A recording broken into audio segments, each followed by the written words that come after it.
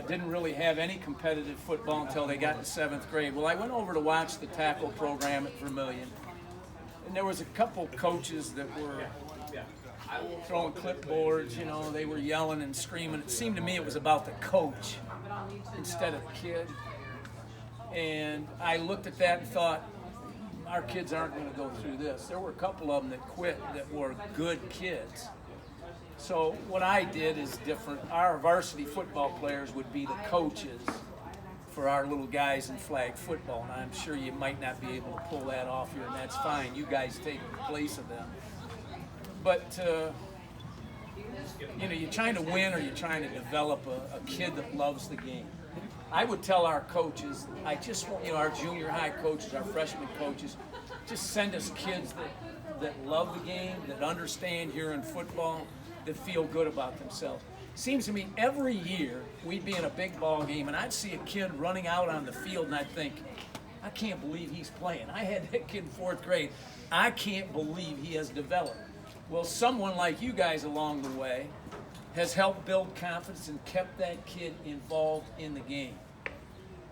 You know where we say that kid, he's not acting like everybody else? There's a good reason. You know, there's something missing from his life. And I know this, and I've done mistakes like this before. Coming from you guys, you can crush a kid with a one-liner. What you say to him can crush him, and for the rest of his life, he's got that tag. You can also make him feel like $1 million. And I think you guys would want to go to the high school football game, you know, and look down and see some little guy out there that you never thought would play, and you had a little part in it. You know, you had a little part in it. And I used to tell my coaches, I mean, I'm as competitive as the next guy.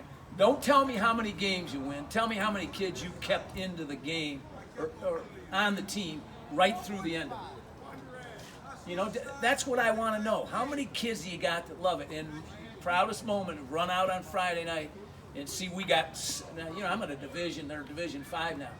70 kids on our team, that's the top 3 grades. And have at least 25 to 30 in our freshman program. And then the same. And I was so fortunate to have good coaches in my program.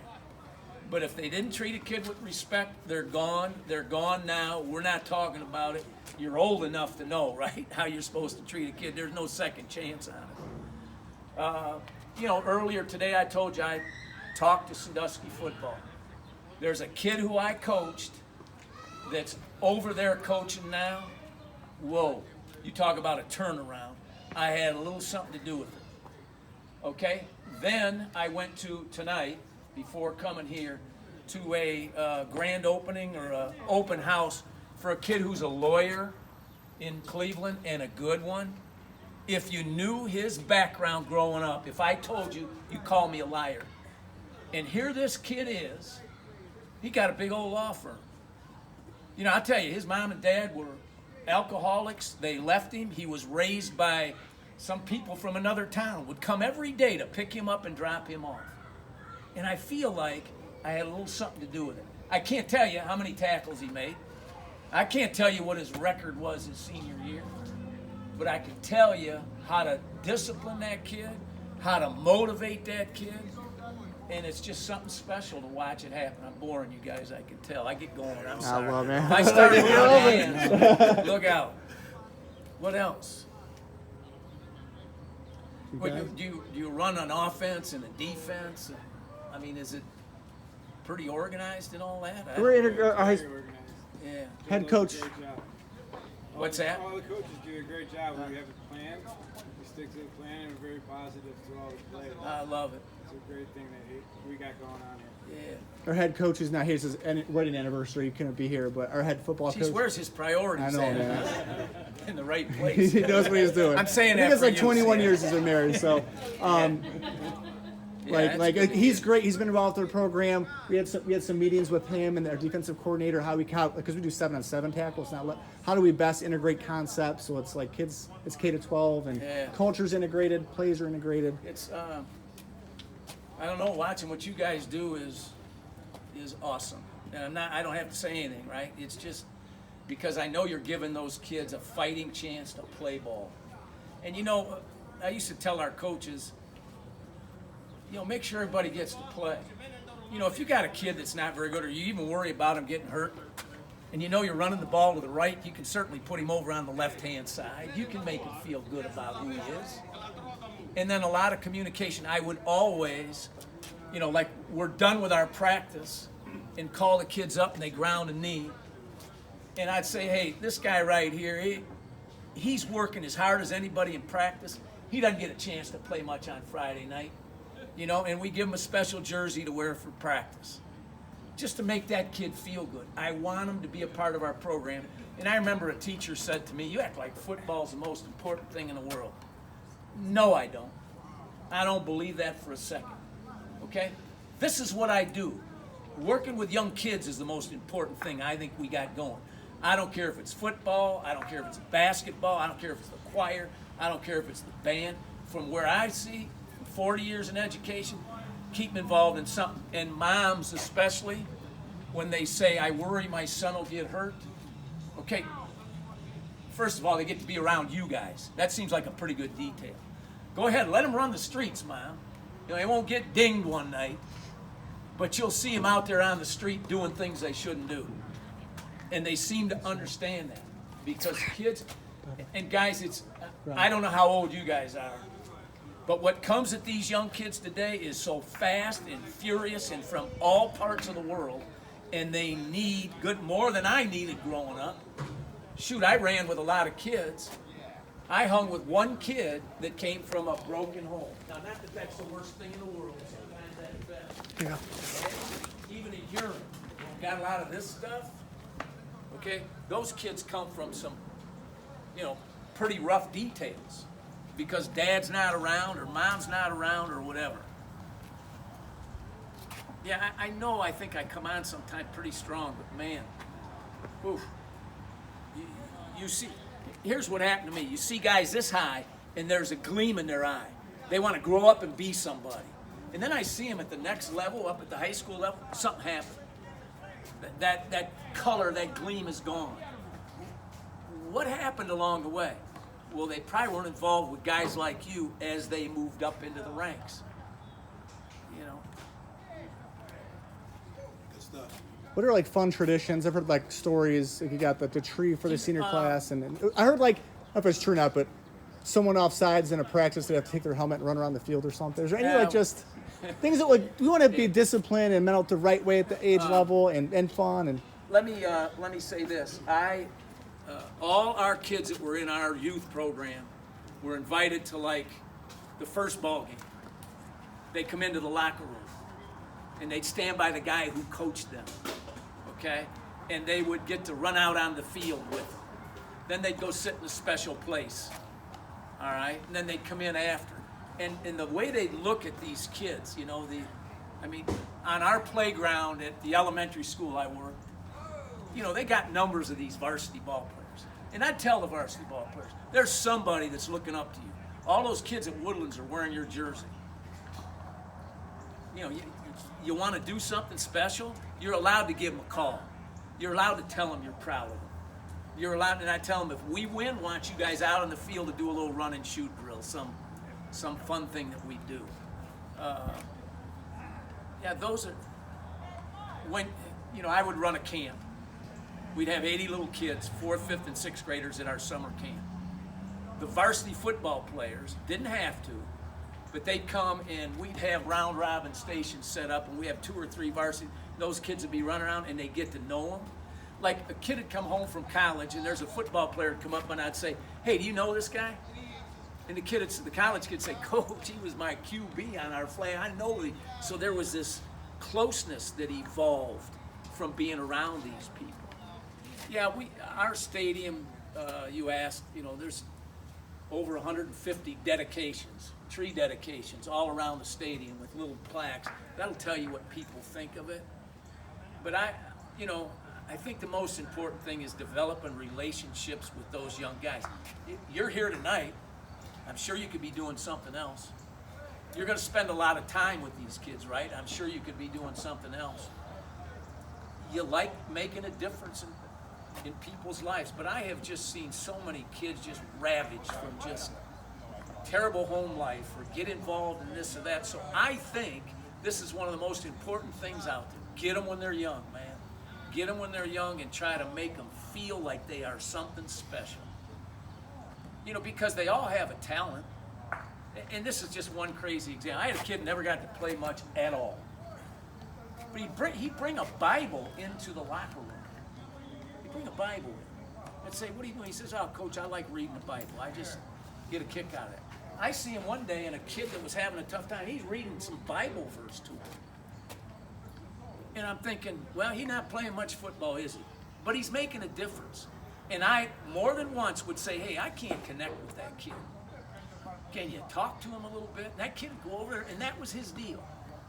His deal wasn't running with the football or catching the football. His deal was, I'm helping coach. And let's be honest, every year you could take your locker room and draw a line down the middle, and the guys over here get it. They understand team. They know what you're trying to, and these over here, they're clueless. And I try, these guys, if you guys can do a good enough job and bring a few over here, we're going to have a good team. And by that, I don't mean in hearing you win. They just think they can beat anybody. These kids, they think they could beat Ignatius, I'm sure. That's funny, okay? But I mean, you just build something where they just get this confidence that they can do, and it's not a perfect world. I'm going to tell you guys this. You can't make more mistakes coaching than I have. I don't want you to think that I have all the answers, okay? The passion that I have comes from making mistakes, making a difference, and every day getting up and making an effort. You know, so make a lot of mistakes working with kids. You don't know how to ring every one of their bells, but you give it a whirl. I was in Sandusky, and it's a tougher program that I was used to. And I went as a young coach, as an assistant. And I yelled at a kid, and boy, he quit on me. I mean, he didn't want to listen to me anymore. All right? And I called him over. I said, all right, what's going on here? He said, Coach, you yelled at me in front of everybody. And he said, in my neighborhood, I got to show strength. I got to be tough. You know, Coach, you can call me over and tell me anything you want. Okay? Well, now, I didn't know that. But I learned from him. I made a mistake. So next time he was out of line, come on over here. We got to talk. And then he appreciated that. So you got to learn how to motivate each kid. And at the level you're at, whew, you know, kids are tough. Their attention span's about this long, and you're trying to teach them some fundamentals that can be boring to them. I'd say this, teach them on the run. By that, I mean, I hate to go by a football practice and there's a line of 20 kids and one coach is throwing one football and he can't figure out why they're screwing around back there. I can. Get about 20 footballs. When the first time I went to Sandusky, we threw the ball all over the lot, me coming out coaching. Okay, just all over. I go to Sandusky where all they did is turn and pitch to these guys that were fast. All right? So first day of practice, guys, I'd get 25 footballs going. The guy that's second in line can throw a little out pad, so football's flying all over. The head coach came up and said, what the heck's going on? We got to have reps. We got to get every kid involved or they're not going to feel a part of it. And that's where you run into trouble when they're standing there. I go by a baseball practice. You'll see it. There's a coach with a bat and he's hitting infield practice. There's one coach with a bat and he's hitting a fly ball up. 20 guys in the outfield. Oh God, the kid goes home. He might have caught one fly ball all day long, and we're yelling at him because he didn't catch a ball in the game.